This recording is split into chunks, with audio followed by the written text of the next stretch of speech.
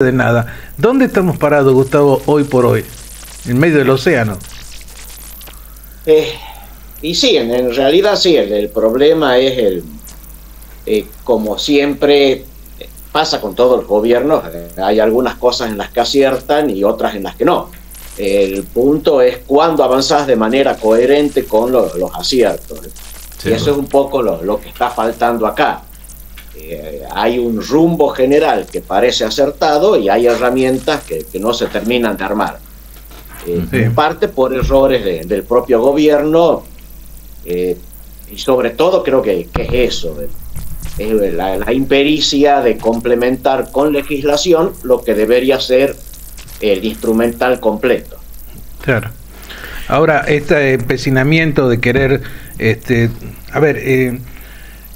partido, este gobierno no surgió de la promoción propia, quizás del hartazgo que se tenía con el anterior gobierno, pero no tiene una formación política, no sabe hacer política.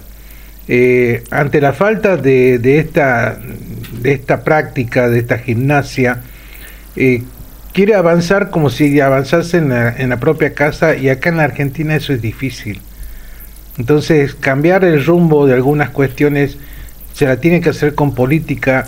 ¿Y cómo se hace cuando un gobierno no está acostumbrado, cuando este gobierno no está acostumbrado a hacer política? Mira, creo que se está aprendiendo en eso.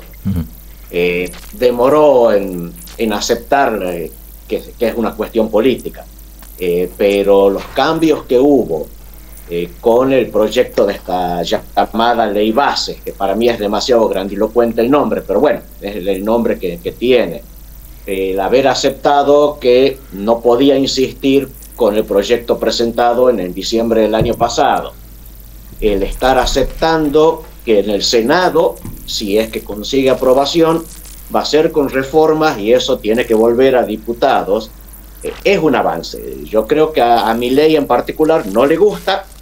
En público sigue berreando como siempre contra la manera tradicional de hacer política, pero por lo bajo lo está aceptando.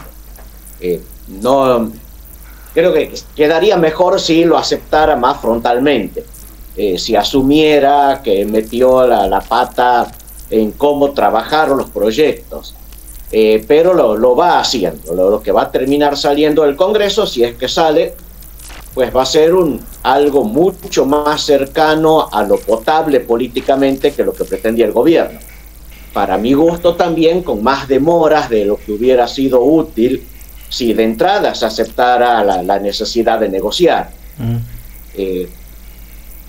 Hay cuestiones de urgencias que el gobierno priorizó claramente, cómo frenar la inflación, y que lo hizo de una manera muy brusca, tal vez correcta, pero muy brusca en definitiva, que fue secar de dinero el mercado y que eso ponga el freno a la suba de precios, que de a poco va ocurriendo como era de esperarse, pero en paralelo tenías que ir generando las condiciones para que, dada la estabilidad de precios, haya cómo empezar a hacer crecer la economía. La estabilidad del precio sola no lo hace. Bueno, yo creo que ese paralelo fue el que estuvo lerdo.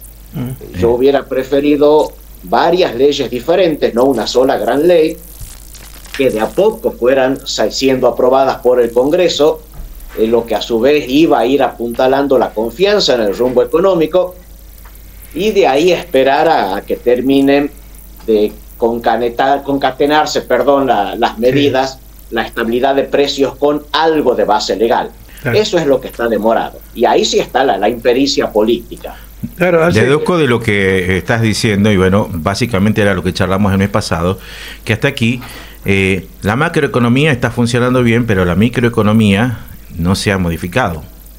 Seguimos en el mismo escenario. Parcialmente sí. Lo de parcialmente me refiero únicamente a que tal vez sea demasiado temprano para hacer pronósticos, pero hay reajustes de algunos precios a la baja, en parte por exceso de ajustes al alza producidos durante diciembre y enero. que no es todavía nada para aplaudir. Habrá para aplaudir el día que haya reformas en la parte que afecta a las pymes, sobre todo, que era parte sí de lo que hablábamos el mes pasado. Por eso también no hay que ser demasiado optimistas con las famosas figuras de cómo va a ser la reactivación. Si B corta, si U, si palo de hockey y todas las figuras, sí. Ahora, también esto de secar, a ver, yo puedo llegar a mi casa y decir, bueno, este mes vamos a tener superávit, vamos a tener plata en el bolsillo, no vamos a pagar la luz, no vamos a pagar el gas, no vamos a pagar el agua, no vamos a comprar mercadería, no vamos a mandar a los chicos a la escuela, no vamos a gastar en transporte, ni en cable, ni en Netflix, en nada, pero vamos a tener los bolsillos llenos. Esa ha sido un poco la imagen. Depende. Una cosa es eliminar gastos, otra cosa es no pagar. Son cosas distintas. El gobierno hizo de las dos. Discutible, pero correcto desde la técnica, es eliminar gastos. Sí. ¿Qué dijo el gobierno? Elimino el gasto de las transferencias discrecionales a las provincias. Está bien. Y listo. O dijo también, elimino el gasto de obra pública. De nuevo, discutible si te hace falta o no, pero lo eliminaste al gasto. Estás reconociendo una pobreza que la gente no admite todavía. Argentina es un país pobre, tiene que sacarse de la cabeza que somos la Europa de Sudamérica. Vamos a discutir si es naturalmente pobre o fue empobrecido por malas políticas, es otra discusión. Sí. Pero hay que sacarse de la cabeza el seguir viviendo como si fuéramos Europa, porque no lo somos. No. Otra cosa es simplemente patear gastos para adelante, que eso sí es incorrecto. Vos podés, reitero, estar de acuerdo o no en cuántas funciones va a tener el Estado y cuántas te sacas de encima o no, pero las que no eliminaste, no podés aplaudir el tener un superávit por simplemente no pagar. Es distinto. Eliminar gastos es una cosa, no pagar gastos es otra diferente. En el superávit fiscal tenés de los dos componentes. Sí. No es igual, el secar el mercado, sí, eliminando gastos, puede andar, lo otro no. Claro. Tarde o temprano vas a tener que pagar la deuda que has pateado para adelante. ¿Se puede decir, yo voy a hacer una pregunta que tiene una respuesta casi lógica, ¿se puede un gobierno manejar sin un presupuesto? Sí y no. ¿Por qué el sí y no?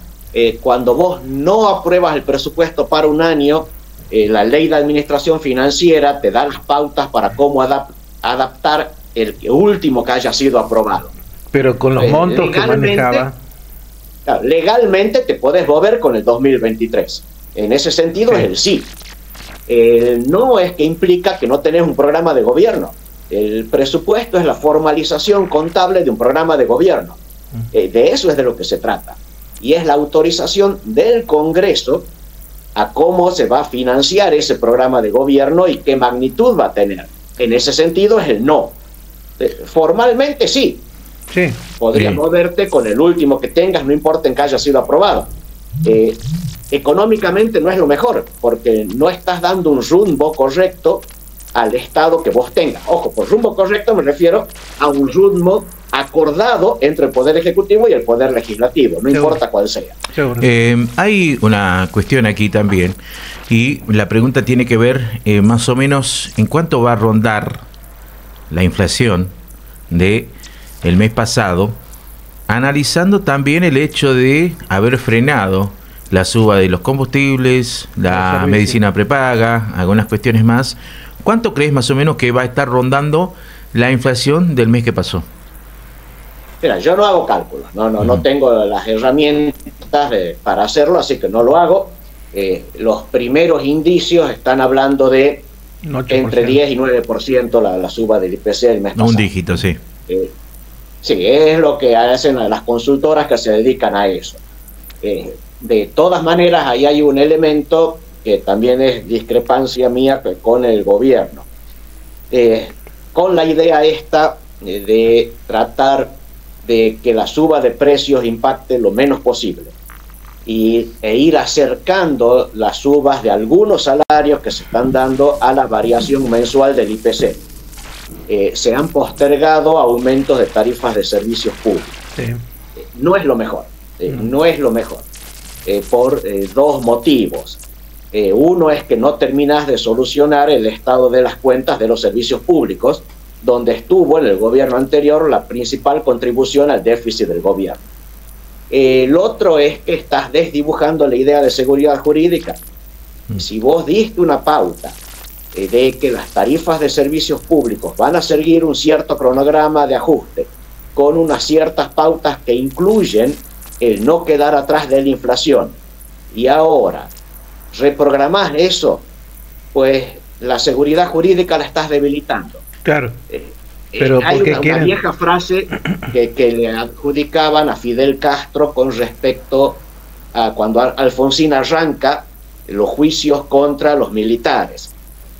Uno no hace gárgaras con el veneno. Claro. O lo tomás al veneno en un solo trago o no lo tomás. Pero no puedes hacer gárgaras con el veneno. Claro. Para mí, con las tarifas de los servicios públicos es la misma. O lo subís o no lo subís. Déjate de macañar con el gradualismo en la situación en que estaba Argentina al comienzo de este año. No quiere decir que el gradualismo no pueda ser aplicado en algunas circunstancias, no en las actuales. Claro, inclusive estas discrepancias o disonancias que hay, por ejemplo, en diciembre le dice a todo el mundo, bueno, libre mercado, cada uno haga lo que quiera, las prepagas cobren lo que ustedes consideren que deben cobrar, pero cuando se les fue la mano a las prepagas o no, teniendo en cuenta los aumentos que hubo de diciembre a la fecha, dijeron, wow, ¿qué hemos hecho? Hemos abierto la puerta al lobo para que se meta el gallinero. Entonces dijeron, no, vuelvan los precios a diciembre. Esa cuestión de ir y volver también afectan y los mercados los miran de reojo también el tema. Por supuesto que sí. Si bien hay una diferencia, el gobierno debió haber estado advertido de la diferencia. La diferencia, por ejemplo, de cualquier exceso de suba de precios en artículos de consumo común, donde hay mercados relativamente grandes y relativamente ágiles, es una cosa. Una suba de precios, cuando estás hablando de mercados donde hay alguna clientela cautiva y donde no son mercados muy competitivos, es otra. Pero eso el gobierno debió haberlo advertido. Digamos, es correcto desde lo formal que se haya apelado a la Comisión Nacional de Defensa de la Competencia para que tome cartas en el asunto. Ahora, eso se supone que el gobierno debió haberlo sabido, debió haberlo previsto, debió haberlo conversado con las prestadoras de servicios médicos antes de hacer nada. Claro. Bueno, aparentemente no lo advirtió. Eso es algo que es parte también de un cierto anteojo ideológico que tiene la conducción del gobierno, que es equivocado. Vos podés ser todo lo libertario que quieras, pero deberías ser consciente que los mercados no son todos los libres que te gustaría. Dado que la realidad del mercado es distinto de lo que vos pretendes que lleguen a ser, tené a mano las herramientas que te da la legislación, herramientas útiles como la Ley de Defensa de la Competencia, y advertir que es parte del arsenal y que estás dispuesto a usarlo. Claro. Aunque no es lo que te gustaría, es lo que hoy hay. Así que lo lamento, aceptar la realidad como es. Y más teniendo en cuenta esta República Argentina, donde todos los empresarios, independientemente de la supuesta competencia que quieran brindar en el mercado, son todos corporativistas. Mira, todos los empresarios y todos los consumidores somos simplemente maximizadores de bienestar y tratamos de usar las herramientas que tenemos a la mano. O sea, el consumidor tampoco en ese sentido es ningún santo. Yo sé que los precios máximos me terminan complicando la vida, pero yo los quiero y los pido cuando se tratan de los productos que consumo yo. Yo sé que los servicios públicos regalados me terminan complicando la vida, pero me quejo si me suben la tarifa. Yo sé que hay que trabajar y ser productivo, pero si me ofrecen ser empleado público, donde en términos reales gano más que siendo trabajador privado, estoy golpeando la puerta del conocido político que tenga para que me haga empleo público. Entonces, vamos, no hay ningún santo en ninguno de los bandos. De eso se trata, en realidad, el cómo pones reglas claras para todos. Eso sí, hay algunos que pueden reaccionar más rápido que otros. Esa puede ser la diferencia. Y ahí es donde el gobierno metió la pata en el caso de las prepagas. Viendo la situación de los servicios públicos acá en la provincia de Tucumán, ¿qué hay que hacer? ¿Correrlos a todos? ¿Barajar, dar de nuevo? Porque para que la gente sepa, los dueños de la prestación de los servicios públicos son el Estado municipal, el Estado provincial, que conceden a empresas para que presten esos servicios a nombre y representación de ellos. Y voy a aplicar un poquito más a lo que está diciendo Charlie. Es como que vos sos el DT, estás viendo quiénes están jugando de titular y miras al banco y decís, ¿a quién pongo? Porque el que viene va a ser mejor que el que está dentro de la cancha, o no. Es todo un tema. Mira, siempre la cuestión es la regla y sobre todo para mí la transparencia, porque a partir de ahí es cuando podés o no encubrir las cosas con mentiras. ¿A qué me refiero con esto? El que pone las tarifas en el fondo de los servicios públicos en Tucumán es la propia provincia de Tucumán. Sí. De modo que si sube el precio de algunos servicios públicos nacionales por las decisiones del gobierno nacional, que eso pegue en Tucumán o no es decisión de los tucumanos. Si por quita de subsidios va a subir el precio de la energía eléctrica, que AEDET eso lo traslade al consumidor tucumano, depende del ente regulador de los servicios públicos de Tucumán. De modo que el fin de los subsidios nacionales no implica necesariamente el fin de los subsidios provinciales, pero que el gobierno lo diga de frente, que diga, vean, Tucumán no está en condiciones de subsidiar el precio de la energía eléctrica, por lo tanto trasladamos cualquier aumento nacional que haya, o bien yo creo que está mal que la electricidad es cara en Tucumán, por lo tanto la vamos a subsidiar, pero eso le cuesta tanto a la provincia, vamos a ver qué pasa con las cuentas públicas. Hay que arrancar de ahí. Ahora, que sean mejores o peores depende de cuál es el marco regulatorio. En los 90 se armó un muy mal marco regulatorio con el servicio de agua y era lógico que terminara en el conflicto que terminó habiendo con Aguas de la Conquija. Sí. Fue un mal marco regulatorio. Sí. No es si el prestador es bueno o malo. Pone reglas de juego claras y pone un buen árbitro en las reglas de juego. Por ahí es por donde se empieza. Ahora, si vos sos el que pone las condiciones y vos pones el árbitro, como en el caso del ERCEP, el dueño de la pelota, más o menos. ¿Me entendés? O sea, ¿cómo haces para regular a la Sociedad de Agua del Tucumán, a la SAT ahora, cuando vos sos socio mayoritario de la SAT? ¿Cómo haces para controlarte vos mismo? ¿Entendés? Pues no lo vas a hacer. No lo vas a hacer. No lo vas a hacer. Por eso tenemos las calles. Por eso tenemos las calles inundadas, por eso tenemos las calles explotadas, porque nadie te controla si vos sos el mismo controlador. ¿Me entiendes? Bueno, eso es parte del problema. Vos querés realmente tener un ente regulador que controle la prestación de los servicios públicos, pues entonces privatizarlo del servicio público. Claro. Y ahí vas a tener incentivos para controlar. Si no lo querés hacer, bueno, necesitas máxima transparencia y un ente regulador integrado por usuarios y no por funcionarios que hagan el control. Está mal el esquema, no están alineados los incentivos. El que controla no tiene incentivos para controlar. Eso es lo que está fallando básicamente. Seguramente que sí. Bueno, Gustavo, como siempre, muchas gracias. Te pido una última, un pronóstico. Para mañana. Atlético Tucumán, Boca Atlético Tucumán, vos que siempre tenés sus criterios. Los dos son un desastre, así que el pronóstico es complicado. Voy a hacer barra por Atlético, eso sí. Siendo hincha de los dos, prefiero el localismo. Claro. Prefiero la provincialización del corazón. Me haces acordar cuando estabas dando clase en la facultad, te decía la ley del 50%. Sí. Estás aplicando la ley del 50% y no sé, un medio por ciento para el lado de aquí. Bueno, pero, dice, yo soy hincha de los dos, estás aplicando la ley del 50%. Del localismo. Exacto. Sí. Ojo, ayer lo escuchaba. Equipo, Boca es más probable que gane.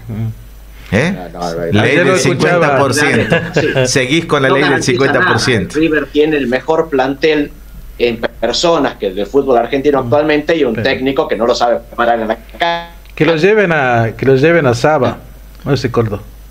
No, sí está ahí. Bueno. Te decía que lo lleven a Saba. Ayer estaba escuchando declaraciones de Saba y parece que dirigía al Liverpool. Parece que dirigía el Liverpool y estaba a punto de jugar la final de la Champions. Qué bárbaro.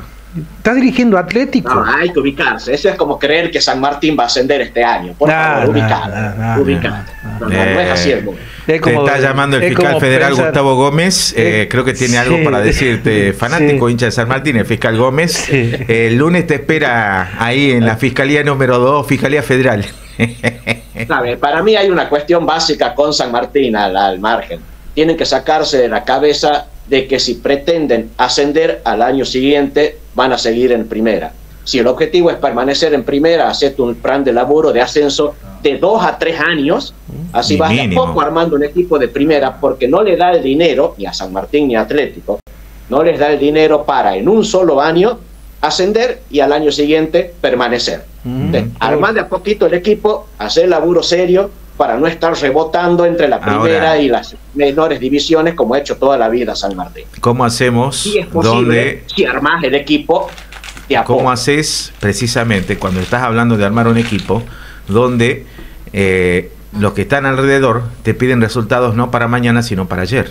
Es complicado. Bueno, lo lamento, están planteando expectativas que son incumplibles. Son incumplibles. No. Qué bárbaro. Mañana debuta un arquero. Lo van a sacar al arquero que tenía Atlético, que volaba para atrás, que tiene las pelotas que iban para afuera las metía adentro.